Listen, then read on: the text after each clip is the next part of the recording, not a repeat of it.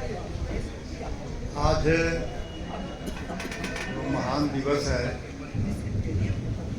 भारत के सबसे महान विभूति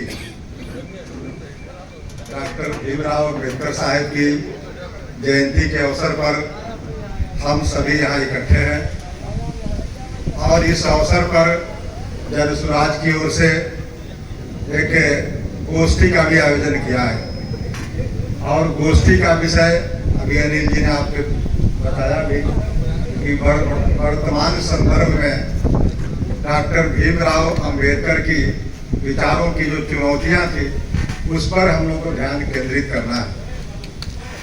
वैसे मंच पर मुख्य अतिथि और विशिष्ट अतिथि के रूप में जो सुधीजन विधिवेता और न्यायमूर्ति बैठे हुए हैं उनके बारे में आप सभी लोग जानते हैं। अधिक चर्चा करने का मतलब हम समय जाया करेंगे, इसलिए बाबा साहब भीमराव अम्बेडकर जी के बारे में एक दो ही शब्द मैं कहना चाहूँगा।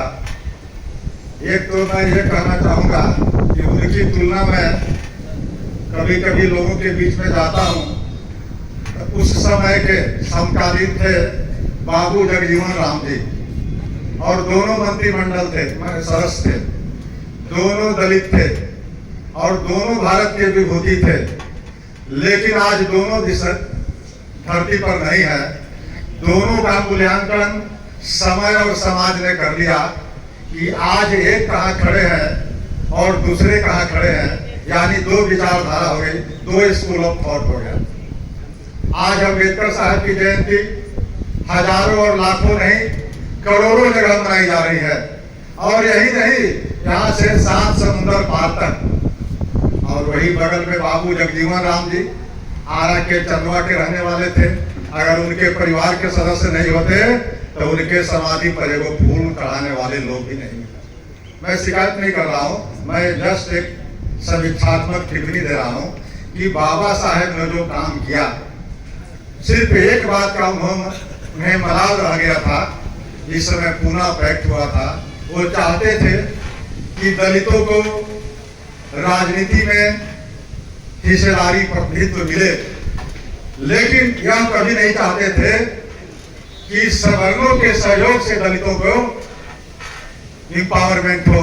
इसके लिए उन्होंने अड़े हुए थे, लेकिन गांधी जी के जीत के बाद उन्होंने समझौता किया, लेकिन समझौता को अंत तक जीवन के अंतिम क्षणों तक उन्होंने महसूस नहीं किया, बल्कि उन्होंने यह समझा कि मुझसे यह भारी भूल हुई। इसलिए अम्बेडकर साहब के बहुत आयाम है, उस पर चर्चा विद्वान करेंगे।